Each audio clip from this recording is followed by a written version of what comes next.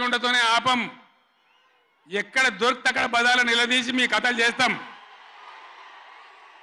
ప్రజలను కరెంటుకు తిప్పల పెట్టినా, నీళ్ళకు తిప్పల పెట్టినా, మంచినీళ్ళకు తిప్పల పెట్టినా ఎక్కడికక్కడ మిమ్మల్ని నిలబెడతాం. మిమ్మల్ని గవర్నమెంట్ తెచ్చిండ్రు, మాకేం బాధ్యత ఇచ్చిండ్రు? ప్రతిపక్షం బాధ్యత ఇచ్చిండ్రు. మిమ్మల్ని నిలదీసే బాధ్యత మాకు ఇచ్చిండ్రు. కాబట్టి ఎక్కడికక్కడ మిమ్మల్ని నిలదీస్తాం తప్ప వదిలిపెడతామనేటువంటి దానిలో ఉండొద్దు. ప్రజలకు తప్పు చేయొద్దు. నేను హెచ్చరిస్తా ఉన్నా ఈ రాష్ట్ర ప్రభుత్వాన్ని. ఏ విధంగా బీఆర్ఎస్ గవర్నమెంట్ ఇచ్చిందో వెంటనే కరెంటు పునరుద్ధరించాలి. ఆ విధంగా మొత్తం రాష్ట్రానికి, రైతాంగానికి కరెంటు ఇవ్వాలి. కానీ వీళ్ళ వ్యవహారం ఎట్లున్నది? చరిత్రలో లేదు. అసెంబ్లీలో తెచ్చి జనరేటర్ పెట్టి వీళ్ళ తెలివికి అసెంబ్లీలోనే మొన్న మనోళ్ళు మీటింగ్లు తిరుగుతుంటే ఒక మీటింగ్ మాట్లాడుతుంటే 7 మాటలు పోతుంది కరెంటు. నల్గొండలో జగదీష్ రెడ్డి మాట్లాడుతుంటే 7 సార్లు పోతుంది కరెంటు. ఏం మాయారోగం వచ్చింది మీకు? తెలివి లేక, నడపరాక, చాతగాక ఇలా మంది మీద బదనాం పెట్టి బతుకుతాం అనుకుంటున్నారా? అట్లా కాదు బిడ్డ, జాగ్రత్త. బతకనీయం, ఎంబడబడతాం, వేటాడతాం.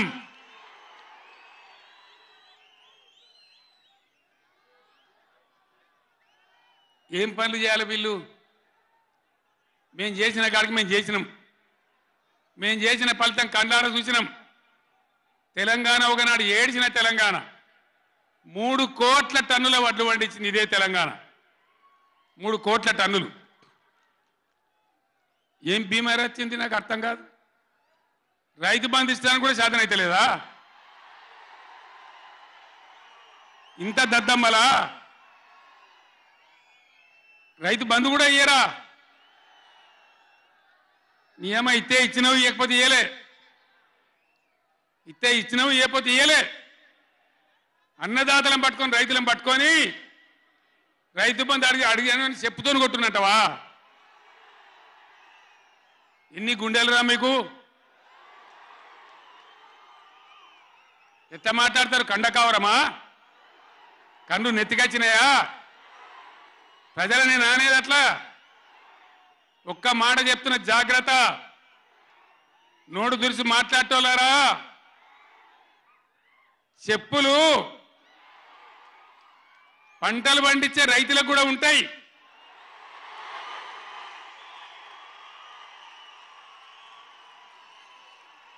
రైతుల చెప్పులు ఎట్లుంటాయి? బందోబస్తుగా ఉంటాయి బాగా. రైతుల చెప్పులు ఎట్లుంటాయి? బందోబస్తుగా ఉంటాయి, గట్టిగా ఉంటాయి. ఒక్కటే చెప్పు దెబ్బతో మూడు పళ్ళు ఊసిపోతాయి. దానికోసమైనా మీరు అడిగేది? ఇది మర్యాదనా? ఇది గౌరవమా? ప్రజలను గౌరవించే పద్ధత? నీకు చేత కాకపోతే మాఫ్ చేయండి, జరగని ఎందుకు చరిత్ర అని చెప్పాలి. వెళ్తలేదు అని చెప్పాలి, మాకు చేయలేదు అని చెప్పాలి. కానీ అడిగినోని చెప్తోని కొట్టాలి. కేసీఆర్ సెలవు నల్గొండ అంటే కేసీఆర్ను తిరగనీయం. ఇంత మోగోళ్ళ కేసీఆర్ను తిరగనియారట. తెలంగాణ తెచ్చిన కేసీఆర్నే తిరగనియారా? ఏం చేస్తారు? చంపేస్తారద్దా? చంపుతావా? దా వ్యాపారం చంపుతావుదా? కేసీఆర్ని చంపి మీరు ఉంటారా? ఇది పద్ధత?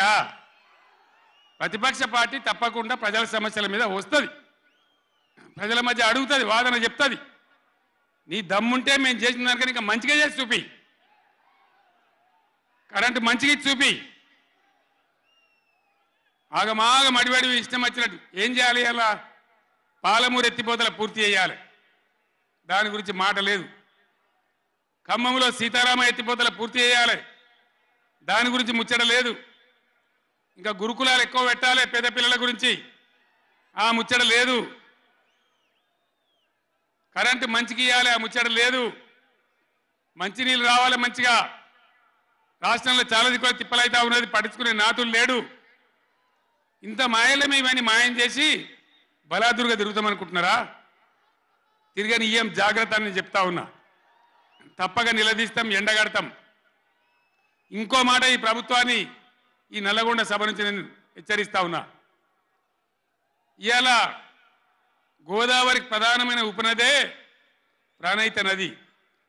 ఇవాళ కూడా 5,000 క్యూసెక్లు నీళ్ళు వస్తూ ఉన్నాయి. అవి ఎత్తిపోయాలి, ఎల్ఎండి ఎంఎండి నింపాలి, రైతులకు నీళ్ళు ఇవ్వాలి. కానీ ఏం చేస్తాను, మేడిగడ్డ పోతాము, బూరుగడ్డకు పోతాం, బొందలగడ్డకు పోతాం, ఏ తోకమట్టున్నది మేడిగడ్డ అక్కడ. మీ బండారం బిడ్డ ఈ స్టేజ్ మీద కూర్చున్న నాయకుల మీద అవుతున్నామో, ఈ అసెంబ్లీ అయిపోయిన తర్వాత మేము కూడా అడిగి పోతాం, మీ చరిత్ర మొత్తం ఎండగడతాం. ఓ లంగ చేత పెట్టి పోయిన ప్రభుత్వాన్ని బదనాం చేయాలి, బట్టగాల్చి మీదేయాలని మేము మేడిగడ్డ పోతాం. ఏం బిక్తాం మేడిగడ్డ కాడ పోయి? ఎందుకు పోతున్నావు మేడిగడ్డకు? దమ్ముంటే నీళ్ళు ఎత్తిపోయి, నీళ్ళు ఉన్నాయి కాబట్టి డ్యామ్ పెట్టి కూడా నీళ్ళు ఎత్తిపోయచ్చు. రైతుల ఈ కేసీఆర్ని బదనాం చేయాలని ఒక దుష్టబుద్ధి పెట్టుకొని రైతుల పొలాలను కొడతారా?